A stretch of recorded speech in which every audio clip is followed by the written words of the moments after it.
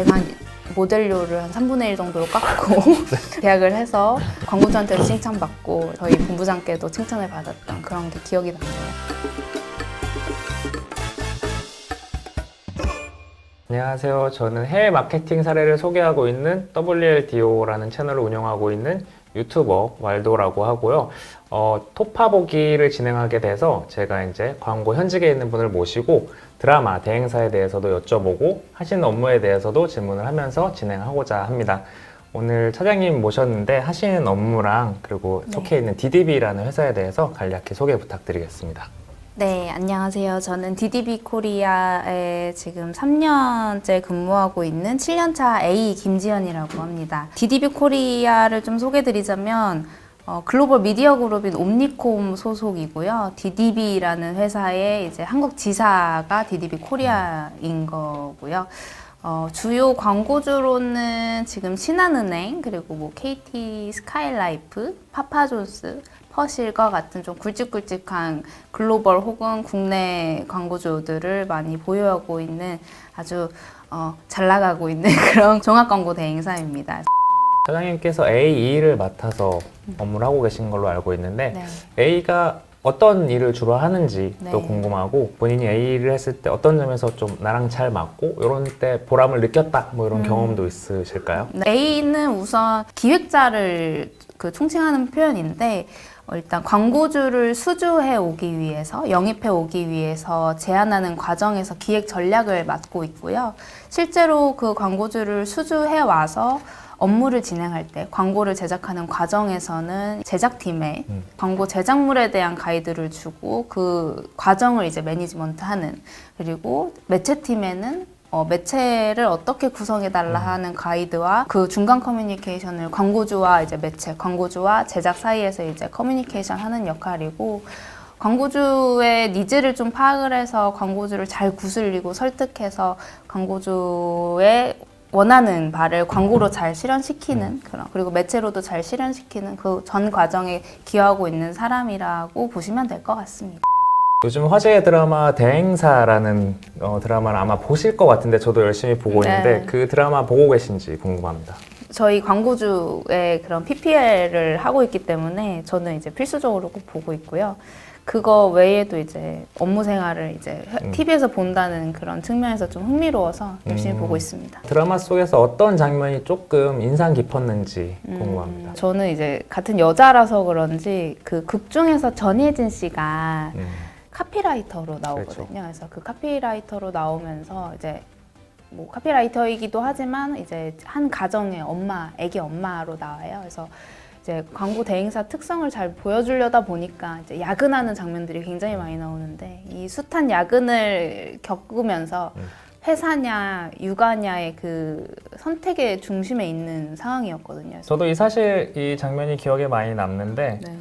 뭐 대행사 친구들을 두면 약속을 잡을 수 없다 이런 말이 있을 정도로 맞아요. 워라벨이 좀 안 맞는 직군으로 너무 유명한데 네. 실제로는 워라벨이 어떠신지 궁금하네요. 이것도 약간 타이밍에 따라 다른 것 같아요. 이게 저는 공공기관 쪽 캠페인을 많이 하다 보니까 그 비딩이 겹치는 게 거의 연말 연초에 다 몰려요. 그래서 오히려 집행을 하는 시점에는 조금 더 여유로워서 한 봄부터 가을까지는 조금 그래도 여유롭고 워라벨을 지킨다고 지키고, 그리고 이제 겨울하고 초봄이 굉장히 바쁜 시기라서 그때는 뭐 밤새는 것도 부지기수고 예, 근데 뭐 고생한 만큼, 그러니까 예를 들어서 뭐 밤새서 야근을 했다 그러면 그 다음날 좀 늦게 출근하고 뭐 대체 휴가가 나오기도 하고 뭐 이러니까요. 뭐 버틸 수 있는 정도인 것 같아요. 대행사를 보면 사실 잘 하시는 분들은 항상 야근을 하고 있고 먼저 퇴근하면은 약간 뭐 나고자나 실력이 없는 사람으로 좀 치부되는 면이 없지 않은데 사실 포기했나 약간 이런. 그렇죠. 사장님이 보시기에는 타이트하게 정해진 시간에 아이디어를 내고 가는 게 좀 좋은지, 아니면 끝까지 남아가지고 짜낼 대로 짜내는 이거를 좀 선호하시는지. 옛날에는 어떻게든 해결하고 집에 간다라는 좀 마음이 있는 반면에 요새는 글쎄요, 이게 앉아서 해결되는 일이 아니다라고 느껴지면, 그러니까 내가 어느 정도 최선을 다했다라는 게 있으면 자리를 굳이 연연해 하지 않는 것 같아요. 그래서 요새는 뭐 자기 할 일 알아서 잘 하시는 분들은 또 알아서 퇴근 잘 하시고 그래서 그게 지금은 좀 다른 이야기지 않나라는 생각? 예, 그런 생각이 드네요. 대행사 드라마에서 가장 하이라이트가 됐던 부분이 지금 보시는 경쟁 PT를 할 때가 아니었나 싶은데 드라마에서 보면 사실 내부 경쟁부터 외부 경쟁까지 되게 피 튀기는 그런 준비가 보이거든요. 네. 그 차장님께서는 내부 PT도 해본 적이 있으신지 궁금하고 네, 먼저 답해 주실까요?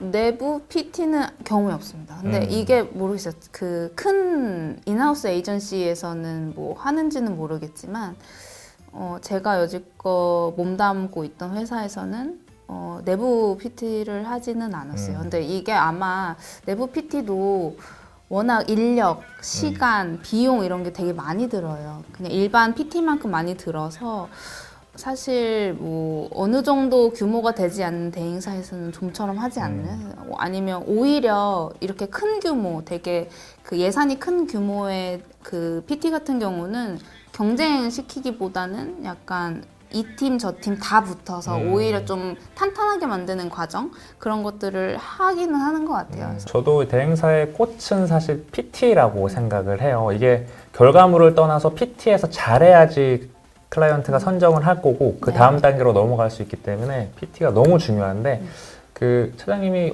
좀 인상 깊었던 PT 경험, 뭐 승리를 했건 뭐 안타깝게 뭐 패배를 했던 이런 PT 경험이 어떤 게 있을까요?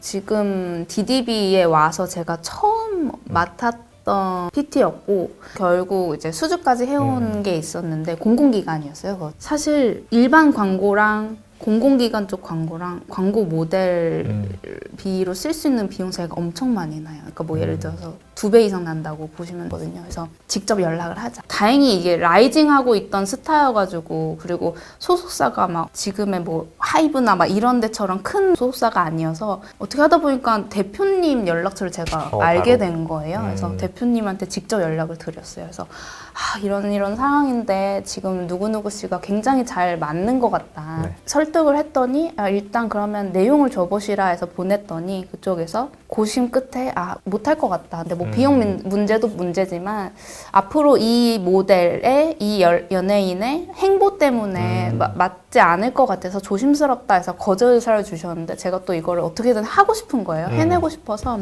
모델 설득을 위한 제안서를 다시 썼어요. 그러니까 광고주한테 제안하듯이 모델 소속사를 위한 이제 제안서를 써서 메일로 보내서 이거 모델한테도 한번 꼭 보여주시라. 그리고 제가 전화로 거듭 설명을 드리면서 이러이러해서 너무 핏하니 이만한 모델이 없고 뭐 해서 결국에는 이제 설득이 된 거예요. 그래서 그래요. 그럼 합시다 해서 광고주도 너무 좋아하는데 이제 비용이라는 그렇죠. 문제가 또 남잖아요. 네.